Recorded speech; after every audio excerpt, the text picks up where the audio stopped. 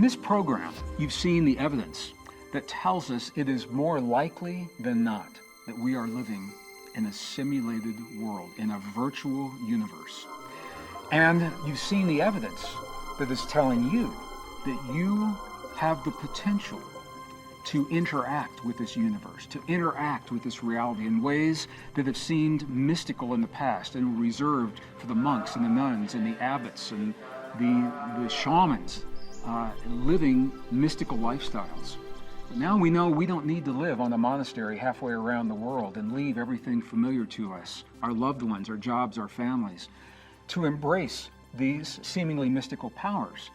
Because when we understand the relationships, we demystify the experience. In the contemporary language of science, we are now talking about mystical connections, and we are marrying those connections with the best science of the modern world to give us a new view, an evolutionary edge to understand what's happening in our world, and beyond that, how we may direct the events of our lives and the events of the world in a positive, powerful way. Heaven, I believe, is the ancient word for the world that we live in, that exists on the other side, outside of the simulation we find ourselves in right now. So the next question, what does that mean for death? Where do we go when we die?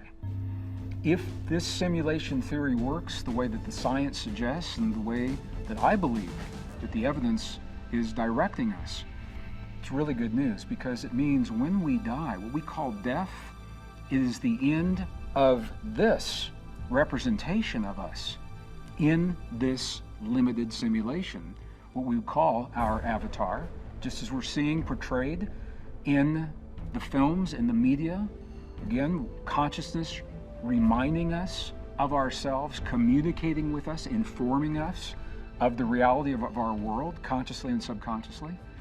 So when we die, this avatar no longer exists in the physical realm, but our essence that we've projected continues in the realm outside, perhaps in another physical body. So once again, we think back, what is the purpose of the simulation? Simulation is to learn a new way of being in a realm that is relatively safe, because we need that way of being when we go to another place. So if we are individually, collectively, outside of our simulation, we're in a control room somewhere, we're in some kind of a technological environment, we'll talk about this in just a few minutes, where whatever has happened in our world is telling us that we need to learn a new way of being. Here we are in this situation, and we are learning what we're learning. One of the things that I find really interesting is the concept of time. You know, I think you know that astronauts, for example, when they travel, they age differently. Their bodies age differently than we do here on Earth. This is about Einstein's theory of relativity.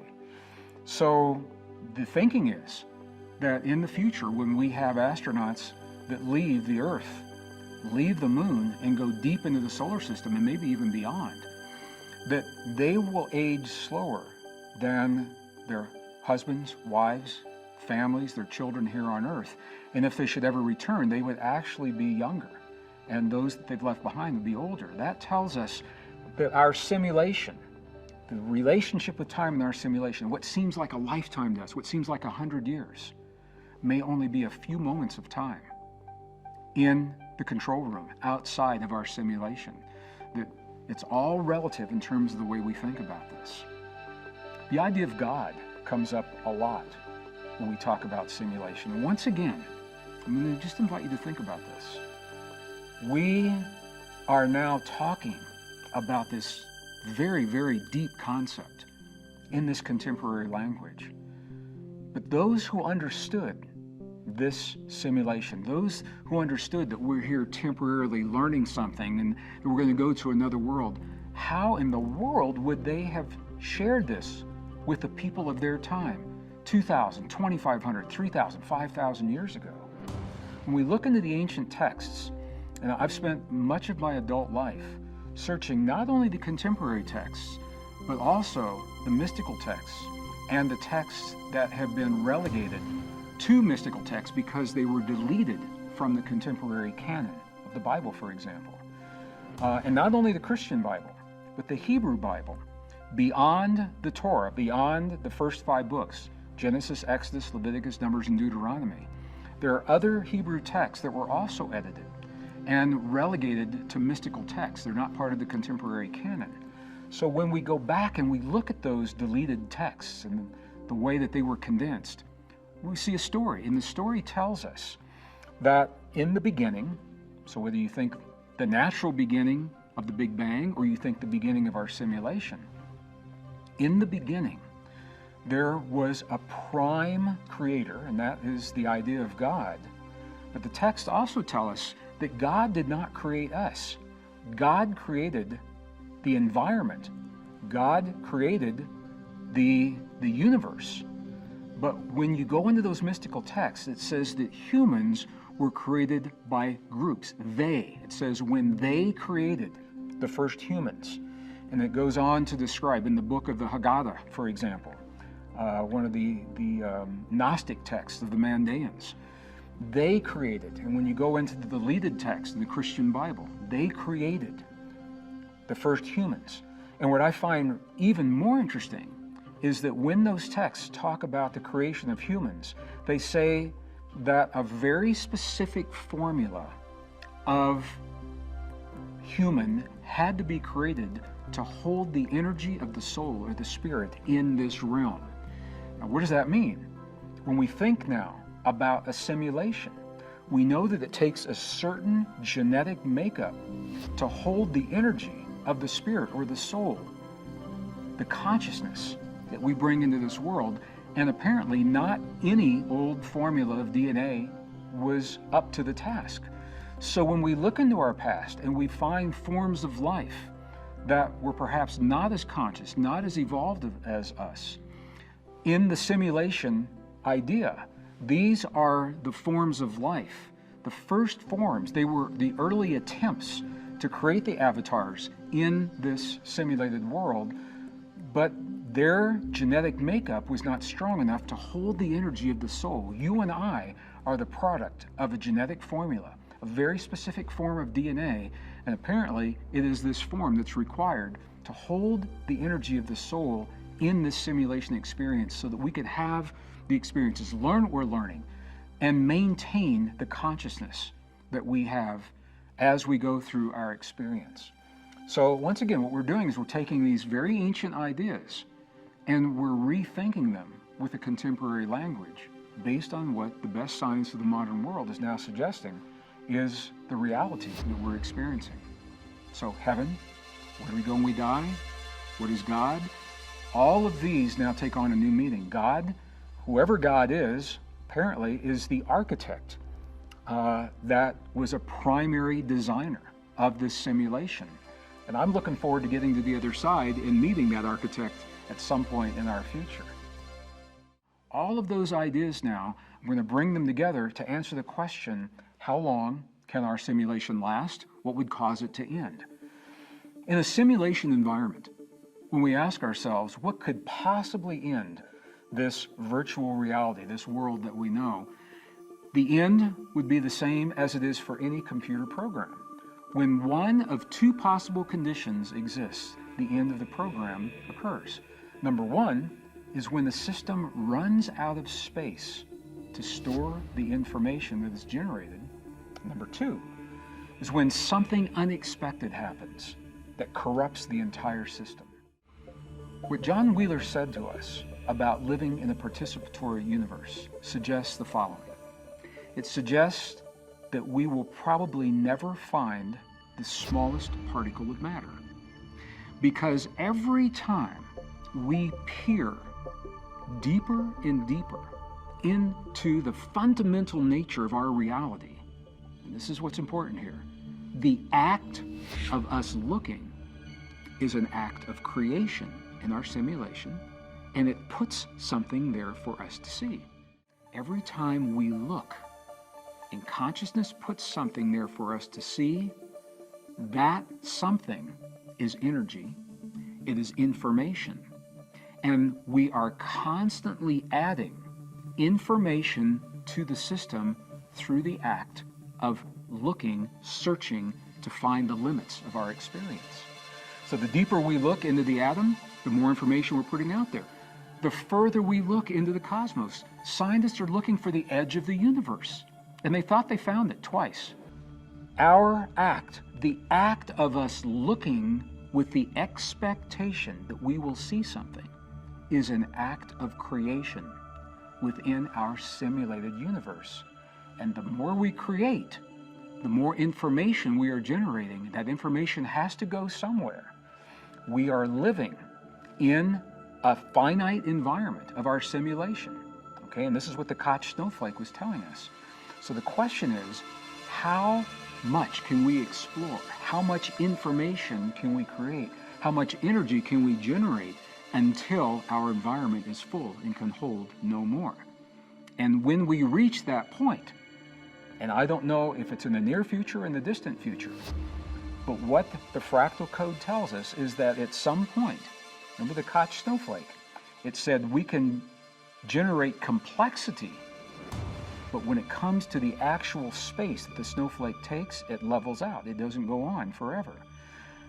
When we reach that level, that suggests that our simulation would come to an end. And this is really interesting because scientists are telling us now that we are doubling the amount of information that comes to us. And at least every year we are doubling what we have known.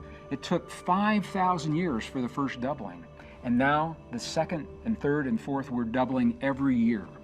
So it means that we are generating more information, more energy than we ever have in the past. How long can we do that before our simulation is full, before the storage device? I don't think it's a hard drive. I think we will have transcended the hard drives by the time this simulation is understood. But whatever it is that's generating this information, how much energy can it hold? So for the first time in human history, we have a reason to question how much information can we generate and store in the field that connects all things before that field actually reaches capacity. I don't know the answer now, but I think we're going to find out within our lifetimes. The very fact that we are in a simulation tells us something very, very powerful. It tells us, because we are here, that we are either near or that we've already reached a place in our evolutionary process where we need a simulation. We are already at a place where we need to find a new way of being, a new way of living, a new way of thinking. Now, it may be because of a climate change. Maybe we are an advanced civilization. We are an advanced society living right here on planet Earth, or maybe some other world. And we've experienced climate change. And we did not know how to address it, and the planet is no longer hospitable for that reason. Or maybe we've had a pandemic disease, or maybe we've had an atomic war. Maybe we're close to one of these, and we are searching. We are simulating environments, searching for ways so that we can avoid these great crises in our lives. The theme of life on Earth for the last 5,000 years has been primarily a theme of war and conflict.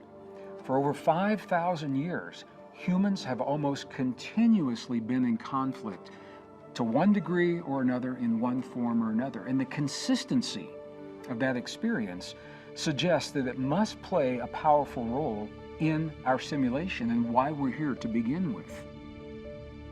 Now, the archaeological record preserves that history, and it tells us of different kinds of global conflict. And for me, this is the value of looking at the past. Yeah, sure, it's interesting. You know, it's interesting to look at ancient civilizations. It's interesting to see what people have done in the past. For me as a scientist, the value of looking into the past is to recognize the patterns, the trends, and the cycles of those who have come before us, and to compare those to where we are today and ask ourselves, are we repeating those trends? Are we repeating the patterns? Are we repeating the cycles? And it would make sense if the answer is yes, now that we understand the fractal code. If there is a fear of the unknown, a fear of other people, a fear of what those people's lives mean to us, And if that fear is so ancient and so primal that it is played out in every civilization for the last 5,000 years and beyond, then it makes sense that this idea of conflict and war would be a primary reason for us to be in this simulation. And the archaeology supports this. If Bostrom's mathematic arguments are correct, the fact that we're here today asking these questions, it's good news, because it implies that we have the wisdom to recognize we're at a point where we need to ask these questions. It tells us there is a need for this simulation. So these are big ideas, and I know they are. And I'm bringing them together now at the close of this series because we have the vocabulary and we have a new context within which to share these ideas. So what I'd like to do now is give you a specific example of what I'm talking about, this pattern of conflict and whether or not repeating the cycles. I'm going to use archaeology, contemporary archaeology, to do this. There was an archaeological discovery that was made in the mid-20th century. Very mysterious, very powerful discovery. It's very controversial today. And it is in the region that is now called Pakistan, used to be India before the division happened, and in the disputed areas between India and Pakistan in the Kashmir area. There is evidence of an advanced technological society, an advanced technological civilization. They had hot and cold running water. They had flush toilets. They had stained glass windows. They had advanced mathematics. They had beautiful, beautiful art. And this advanced civilization came to an abrupt end. And we know that because of what was left behind. Now, when the scientists began finding this evidence of this civilization, one of the first things that they found were walls and floors that were made of natural stone, granite, for example. But the term that was used is that the stones were vitrified. Now, what this means, I'm going to use granite as an example. Granite is made of three minerals: quartz, feldspar, which is a clay, and mica. So the quartz, the feldspar, and the mica were in place. However, the quartz in place was melted within the stone. Now, to melt the quartz in place requires, number one, a high amount of heat to do the melting, but number two, it has to be very fast because it didn't destroy the floors and the walls. So it suggests a rapid, very high heat, some point in our ancient past, that melted the quartz, left everything in place. They also found mysterious little spheres, little balls of clay. They didn't know what these were. And when they began to understand that the walls and the floors were vitrified from a rapid, intense heat, they found that these little spheres were clay vases that had also been exposed to the heat and were simply melted in place. So the scientists are asking, what is that could have possibly caused this kind of intense heat, intense enough to melt the quartz, but so fast that the walls were still in place? Well, some of the human skeletons that were discovered, and this is very controversial, some of the human skeletons may give us a clue. The skeletons were found primarily in this location. They were all at one end of this ancient city in what are called postures of flight. And these are Russian scientists in the mid-1960s that were the first to find this. Postures of flight. What does that mean? It means they were running away from something. They were all at one end of the city and they were running. And the giveaway is that some of the skeletons were actually radioactive. They were more radioactive than you would expect from the normal background radiation that we have from the Earth and from cosmic rays. We're all absorbing radiation, but the level in these skeletons was higher than it should have been. So the scientists are looking at this, they're putting this all together, and they're saying, what in the world could happen? And this is one of those places where if you look at the evidence itself, you're never going to solve the mystery. We don't live in a vacuum. History does not occur in a vacuum. And this is where context is so important. So the evidence is showing us a mystery. However, in that part of the world, the sacred text of Mahabharata tells a story that is believed to have been a fairy tale. It is believed to have been a fairy tale because what it describes is something that is unfathomable up until the 20th century. What this text describes makes no sense until the technology of the mid-20th century. So what I'd like to do, I'd like to read a portion of an English translation to you from this text, and then let's take this translation, apply it to what has been found archaeologically, and see where that leaves us in terms of the cycles in our simulation. So here are the passages from the text. There were two armies that were in a great war at the end of a cycle. All right, the two armies were fighting, and one of the armies began to lose, and they resorted to a weapon that had never been used before. And this is the way the text describes the weapon. It says, a single projectile charged with all the power of the universe, an incandescent column of smoke and flame, as bright as 1,000 suns, rose in all of its splendor. A perpendicular explosion with the billowing smoke clouds, the cloud of smoke rising after the first explosion, formed into expanding circles like the opening of a giant parasol.